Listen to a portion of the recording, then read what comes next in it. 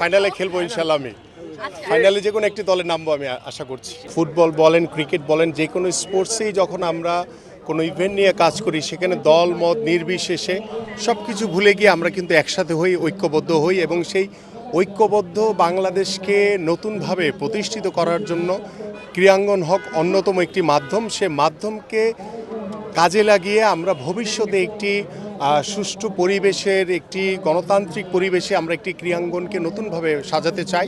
সেই পরিকল্পনা নিয়ে আমাদের আজকে প্রায় জুলাইয়ের যে গণঅভ্যুত্থান হয়েছে সেই গণঅভ্যুত্থানে প্রায় আমরা 1 বছর পার করে ফেলেছি। সেই বীর শহীদদের স্মরণে এবং সেই বীর যোদ্ধাদের স্মরণে এবং সেই বীর শহীদদের পরিবারের উপস্থিতিতে আজকে আমরা গণঅভ্যুত্থানের শহীদদের স্মরণে আজকে আমরা একটি ফুটবল টুর্নামেন্ট অনুষ্ঠিত করছি এবং সেই টুর্নামেন্ট খেলার জন্য সারা বাংলাদেশ থেকে যারা গত 30 বছরে বাংলাদেশের ফুটবল দাপিয়ে বেরিয়েছে, বাংলাদেশের ফুটবলের নেতৃত্ব দিয়েছে, সেই সকল এক্স ন্যাশনাল ফুটবলার সবাই বরেণ্য ফুটবলার এখানে উপস্থিত হয়েছেন এবং তারা ইতিমধ্যে লাল দল, সবুজ দল, ব্লু এবং হলুদ দলের 4টি দল করে আমরা ইতিমধ্যে দ্বিতীয় খেলা চলছে। আমরা অল্প কিছুক্ষণ পরেই ফাইনাল খেলা অনুষ্ঠিত হবে এবং ফাইনালের মাধ্যমে আজকে বিজয়ী দল ঘোষিত করা হবে এবং পাশাপাশি আজকে আমরা এই শহীদদের স্মরণে শহীদ পরিবারের অনেককেই এখানে উপস্থিত রেখেছি।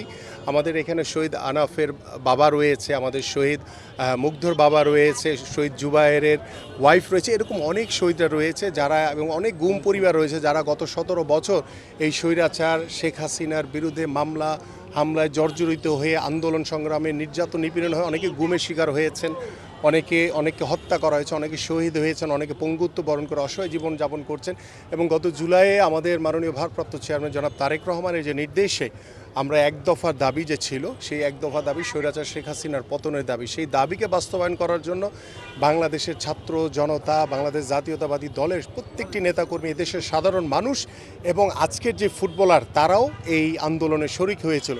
সেই ফুটবলারদেরকে উপস্থিত রেখে সেই শহীদ পরিবার এবং সেই বীর যোদ্ধাদের স্মরণ রেখে তাদের প্রতি শ্রদ্ধাঞ্জলি, কৃতজ্ঞতা রেখে যে সারা বাংলাদেশের মানুষ তাদেরকে আজীবন মনে রাখবে, যে তাদের যে উৎসর্গ, নিজের জীবনকে উৎসর্গ করে দিয়েছে, তাদের যে আত্মত্যাগ সেটি সারা বাংলাদেশের মানুষ আজীবন মনে রাখবে। আমি খেলবো ফাইনালে খেলবো ইনশাল্লাহ। আমি ফাইনালে যে কোনো একটি দলে নামবো আমি আশা করছি। আমাদের বাংলাদেশে যে কোনো অর্জনই অত্যন্ত, আমরা মনে করি যে এটা আমাদের ভালো চোখে এবং ভালো দৃষ্টিতে আমরা সবাই দেখি। পাশাপাশি আমাদের এই অর্জনগুলো বাংলাদেশকে বিশ্ব মানচিত্রে আরও অনেক বেশি উজ্জ্বল করে এবং আমাদের পুরুষ ফুটবল হয়তো বা আমরা সেই কাঙ্ক্ষিত লক্ষ্যে পৌঁছাতে পারছি না, বাট আমাদের নারীরা কিন্তু ইতিমধ্যে বারংবার প্রমাণ করেছে যে তারা বাংলাদেশের হয়ে, একজন বাংলাদেশি হয়ে সারা পৃথিবীর কাছে তারা রিপ্রেজেন্ট করছে বাংলাদেশকে এবং তাদের যে সাফল্য, আমি তাদেরকে অবশ্যই অভিনন্দন জানাই। পাশাপাশি সারা দেশের মানুষ তাদেরকে অভিনন্দন জানিয়েছে। পাশাপাশি তাদের যে সামনের যে স্টেপ রয়েছে সেখানে আরও বেশি ভালো করবে, বাংলাদেশের মুখ উজ্জ্বল করবে। বাংলাদেশ নারী ফুটবল দলের উত্তরোত্তর সাফল্য কামনা করছি আমি। আমার কাছে যেটি মনে হয় যে আমাদের যারা ক্রীড়াবিদ, যারা পারফর্মার, তাদের দিকে আরও বেশি নজর দেওয়া উচিত। তাদের ভিতরে একটি পেশাদারি মনোভাব এবং তাদের পরিবার, তাদের যে ফ্যাসিলিটিসগুলি দরকার, আমার মনে হয় যে বাংলাদেশ ফুটবল ফেডারেশন কোনো দিকে না তাকিয়ে তাদেরকে সর্বোচ্চ সহযোগিতা করা উচিত, তাদেরকে সর্বোচ্চ ফ্যাসিলিটিস দেওয়া উচিত যাতে তারা সামনের দিকে আরও ভালো কিছু করতে পারে।